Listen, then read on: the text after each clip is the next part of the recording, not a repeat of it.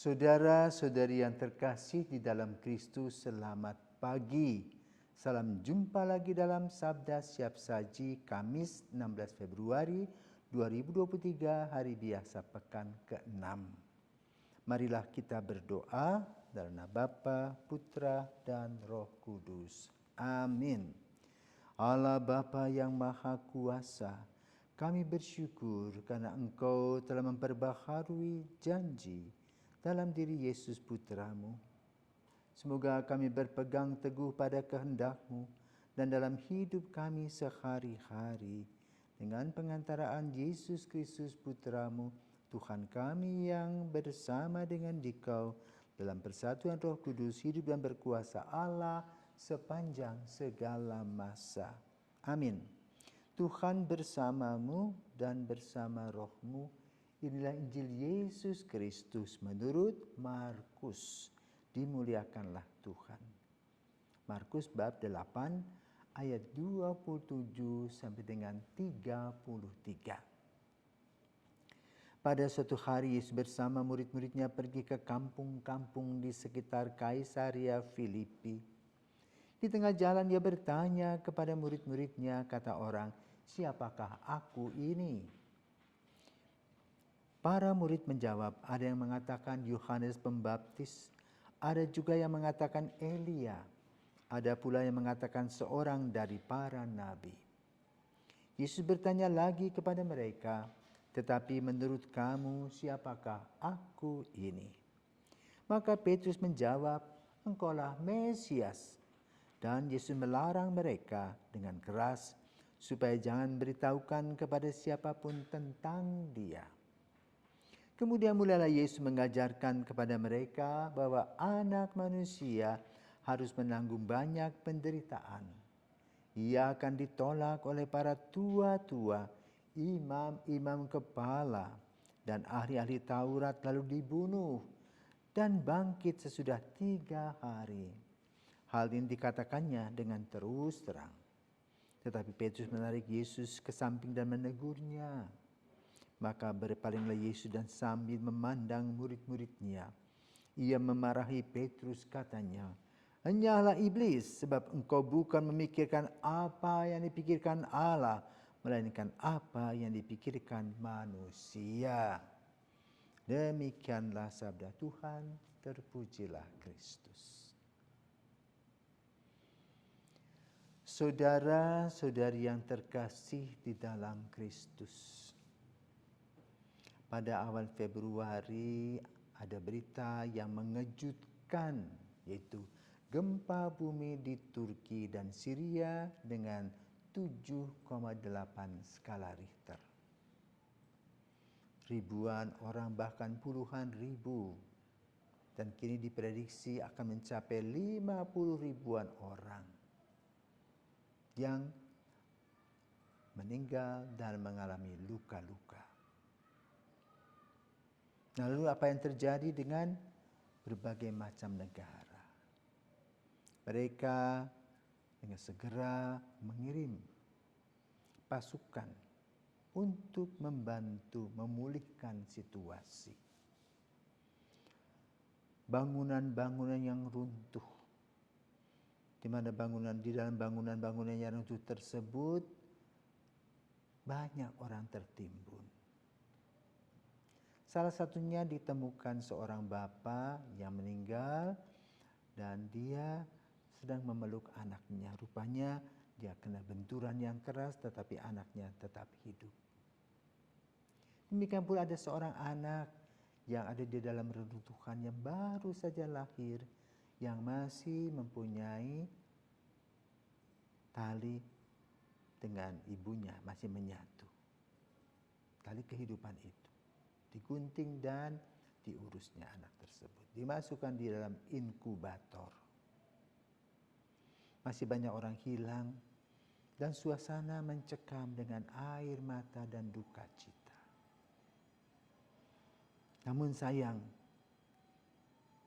ada sekelompok orang yang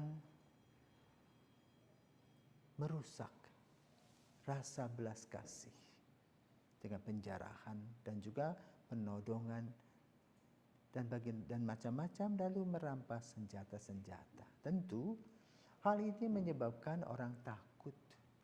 Maka ada beberapa negara yang mulai menarik kembali pasukan untuk bela rasa ini. Nah, saudaraku terkasih, para pemimpin yang mengirim orang-orang untuk membantu adalah orang-orang yang hebat, orang-orang yang berbelas kasih. Ini pada zaman kita. Tetapi pada zaman Yesus, demikian pula Yesus langsung menyelesaikan masalah-masalah yang dia hadapi, orang sakit, orang buta, orang lumpuh, orang timpang, orang kerasukan setan, bahkan orang mati, disembuhkan dan dibangkitkan. Maka tidaklah mengherankan orang berbicara tentang siapakah Yesus. Menurut pandangan orang Yahudi, Mesias akan datang tahun 5000-an. Karena itu Yesus merahasiakan, tidak boleh berbicara tentang hal itu. Kenapa? Tugas Yesus belum selesai. Baru nanti setelah Yesus wafat dan bangkit, baru jelas bahwa dia adalah Mesias. Sekarang adalah Yesus, Allah manusia yang diberikan karunia yang luar biasa dan urusan dengan mujizat-mujizat, kesembuhan. Apa arti dari tindakan Yesus? Tindakan Yesus berintikan belas kasih. Kasih Allah yang luar biasa. Maka tidaklah mengherankan uluran kasih tadi melahirkan sebutan. Ada yang sebut Mesias, ada juga yang sebut sebagai Yohanes Pembaptis, di mana Yohanes Pembaptis telah mewartakan kabar gembira, luruskanlah jalan Tuhan. Nah, yang benar yang mana? Lalu Yesus memberikan pengarahan bahwa Mesias itu bukanlah orang yang mendapatkan award, bukan yang mendapatkan puji-pujian, tetapi dia akan dibantai, dia akan diserahkan untuk penebusan dosa tentu saja, dan ditolak oleh orang tua-tua dan ahli-ahli kitab serta Taurat. Tentu pandangan ini menyebabkan Petrus tidak menerimanya.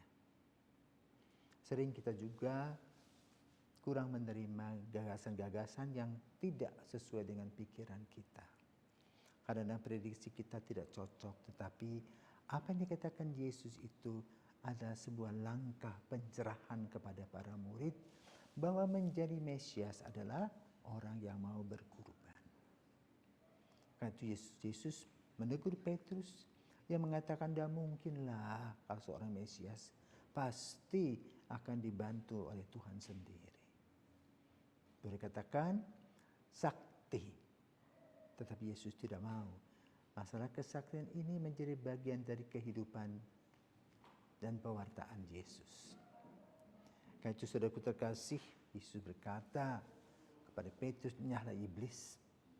Engkau tidak memikirkan apa yang dipikirkan Allah, tidak sesuai dengan rencana Allah, tetapi yang dipikirkan oleh manusia." Inilah titik perbedaan antara Roh Kudus dan yang bukan Roh Kudus.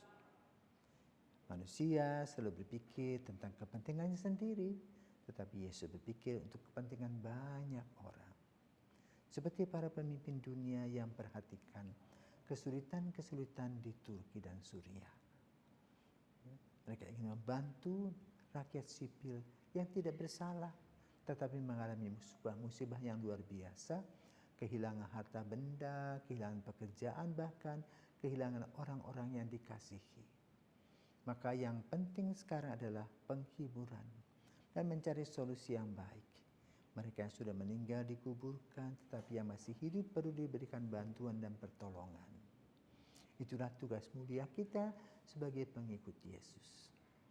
Maka mari kita belajar untuk mengikuti Yesus, memberikan yang terbaik kepada semua orang, sehingga orang-orang yang bersangkutan tadi mengalami berkat dan sukacita di dalam Tuhan. Semoga kita diberkati Tuhan. Selamat pagi.